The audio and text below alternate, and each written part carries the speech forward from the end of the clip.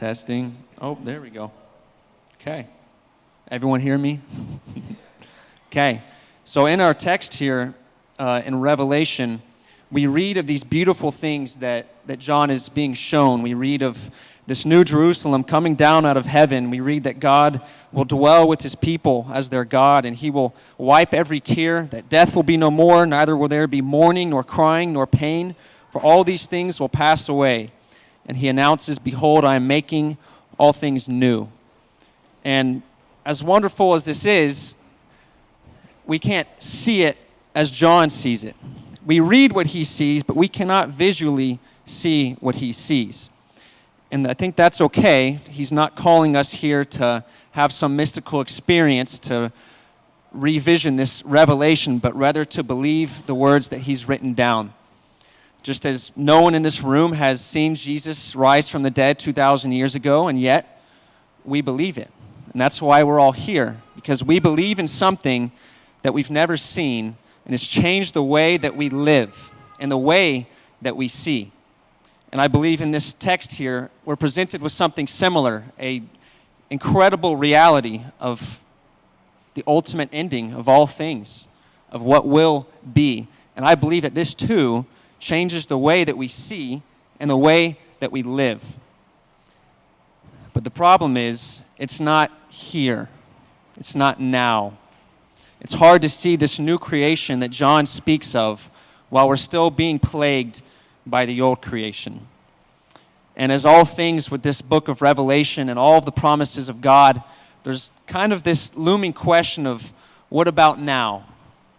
Jesus has ascended to the right hand of the Father, and he's reigning and ruling over all things, and says that he will come again for his people. But what's he doing now? That was 2,000 years ago. It's been a little bit of time, hasn't it? And so, what is God doing? How is God making all things new when everything around us seems to just be passing away? That's the problem that I see, and that's the problem that hurts my own heart, is I have my own concerns and questions. We can look for encouragement from scriptures like Psalm 46. God is our refuge and strength, a very present help in trouble.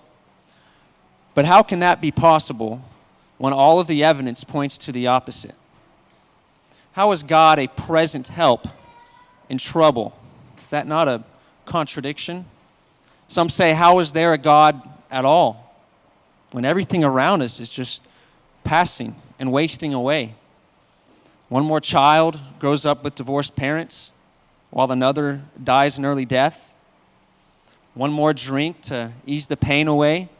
One more pill to escape the feelings that we so desperately try to escape, but then they always return again and again. One more time of saying this is the last time, and then falling back into an addiction that you've been trying to fight. It's almost like a cycle of insanity that we live in now. One day we walk with such joy, and the next with sorrow. One day we live, and the next we die, never knowing when that day will come. Even as I read this text for the first time, I was filled with a great deal of joy and hope. It's really inspiring and encouraging. It's an incredible text. But the next day came, and the one after that, and soon even those feelings just faded away, and it was back to the same old things. I lost sight of this vision. I lost sight of this new creation. I had to question again, how is God making all things new? And I don't think we're alone in this. If you recall anything about the book of Revelation and the Apostle John writing this, he's been exiled here to the island of Patmos to stop the spread of the gospel. John is also the last of the apostles alive. He's in his old age. The ministry is frozen. He's been separated from all Christian community. He's pretty alone and probably beaten as well. In fact, this is probably a worse punishment than death for him. He's ready to be with the Lord, and yet here he is, exiled and alone. I don't think it's a stretch to assume that John also had some questions for God, that he too had some concerns for God, especially the very words that we read God, you say you will dwell with your people, but where are you now? You say you will wipe away every tear, but what about my tears now? While I'm all alone, all my closest friends are dead, the ministry is halted, I'm the last of the apostles. I can't even do what I was birthed to do. How are you a present help in times of trouble? We know that you're a future help, but what about now? Even John, too, I think, struggled with that vision of what's to come and didn't necessarily understand it. And all of these questions and concerns that we all have, we've all asked at some point because we have all been through things that we can't explain, that we go, God, what are you doing? What's going on? These things, they weigh us down over time. They really do. They deplete our joy. They build up resentment and bitterness within us, to ourselves, to others, and even to God. But our God is big enough for all of our resentment and all of our bitterness and all of our questions. And he doesn't leave us with nothing. In fact, I think he gives John here exactly what he needed. In this revelation, God revealed to John all kinds of things. I mean, we don't have enough time in the world to go through it all. But my question is, what did John see in this revelation? Through all of these things that he can probably barely even find the words to describe, what does he really see? What is the book of Revelation about? And I think it's glory. John saw God in his glory in all of it, and that was enough for him. Such glory that he could say alongside the Apostle Paul, "For I consider that the sufferings of this present time are not worth comparing to the glory that is to be revealed to us." He saw that glory. And if you recall at all, John returned from exile and continued to serve in different areas all the way until he did die. This was enough for him to keep going. Even when he had no clue what was going on or what God was doing, he caught a glimpse of God and his glory. And that was enough. Yes, our sufferings can be so great that we despair of life itself. But if our suffering is that great, how much greater will the glory that awaits us be with God? It doesn't compare, he says. Paul also speaks that while our outer self is wasting away, our inner self is being renewed day by day. For this light, momentary affliction is preparing for us an eternal weight of glory beyond all comparison. How else do you think the apostles, while they were being brutally murdered, were singing hymns and songs of joy while being crucified like their Lord? It's because they knew that what they were about to receive far outweighed what they were presently enduring. They knew it. They saw it. They couldn't understand everything always, but they knew that God will dwell with his people, that he will wipe away all of their tears. Never again will they mourn or taste death. They knew it. They understood something of this promise, that in heaven there will be no need of hospitals, for God himself will heal all. That there will be no need of armies, for God himself will bring peace. That there will be no need of prisons, for God will make right every wrong. And there will be no need of counselors, for God himself is our wonderful one.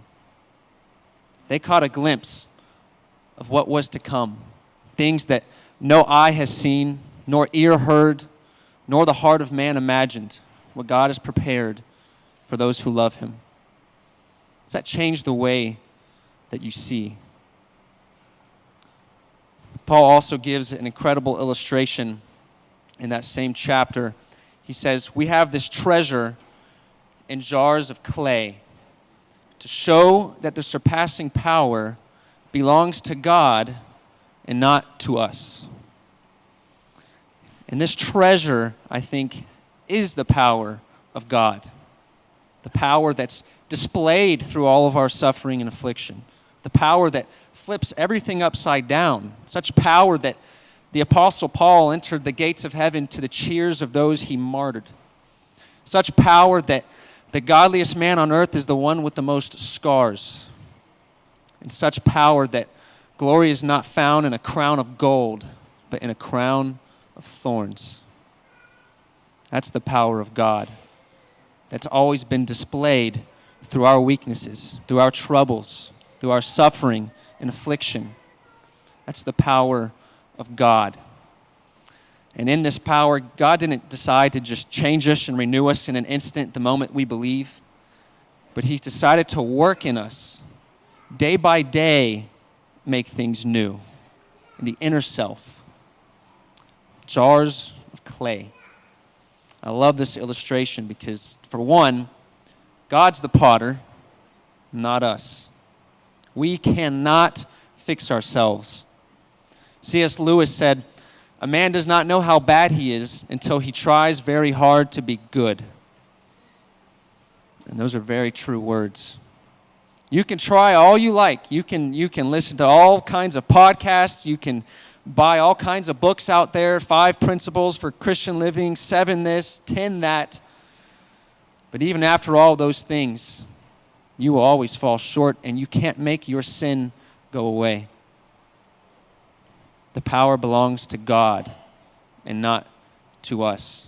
That inner day-by-day renewal is a constant reminder of that we're not the ones in control. He is. But that should be comforting because we know for us who believe in God, who love Him, that He is working all things for our good, even when we can't understand it. We believe it because that's His promise to His people. And 2, jars of clay. Treasure in jars of clay. I don't know about you, but I don't put my greatest treasure in a jar of clay. I put it in the safe, in the bank. I put it where no one can find it easily, not in something that one bump off the shelf and it shatters into a million pieces. We don't do that, but God does.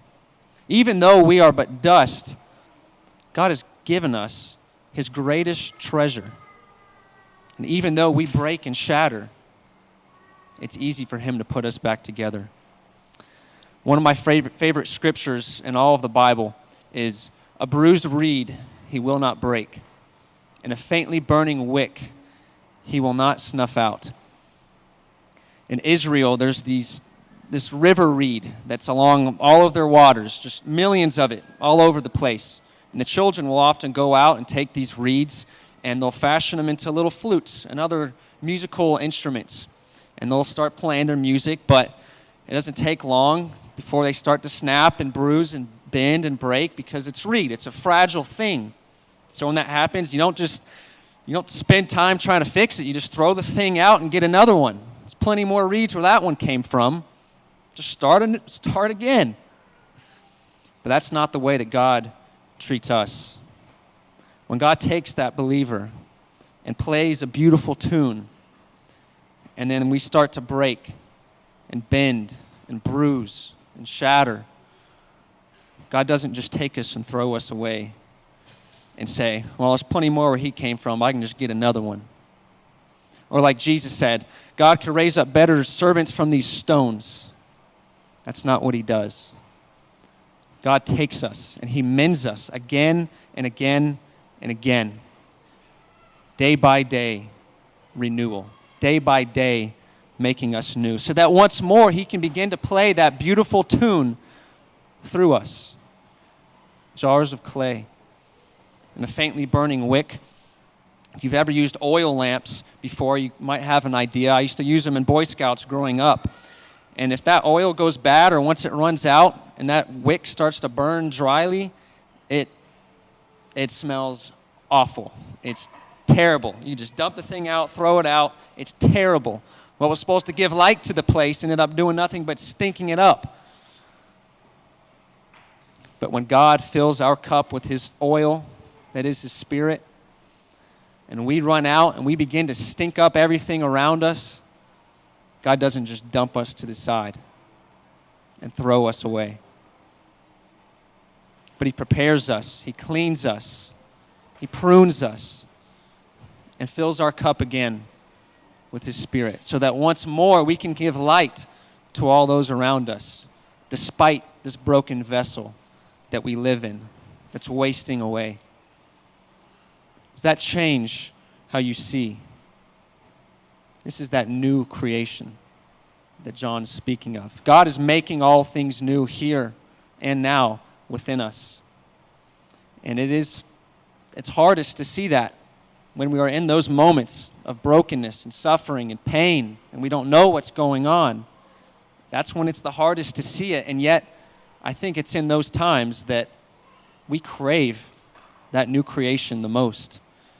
And that's actually when God says he's the nearest to us, because his strength, his power has always been shown in our weakness and our suffering. But for us as Christians, we know that our story does not end with suffering. It does not end with pain. It does not end with death. Our story ends when he who began a good work in us brings it to completion at the day of Jesus Christ. When we meet the author and perfecter of our faith, when we have no more need of faith because we will see him. We will be face to face with him. And I'm also convinced that on that day when we meet Jesus, he will be a lot happier to see you than you are to see him. He didn't go through all that he did so that he could have a scowl on his face the first time he sees us. Jesus will delight to present us with his glory that he shares with the Father and that he delights to share with us, that he's been preparing for us day by day through absolutely everything. That's our story, and that's our hope, even when we can't see it. This is our God who loves us. And it's in his name we pray. Amen.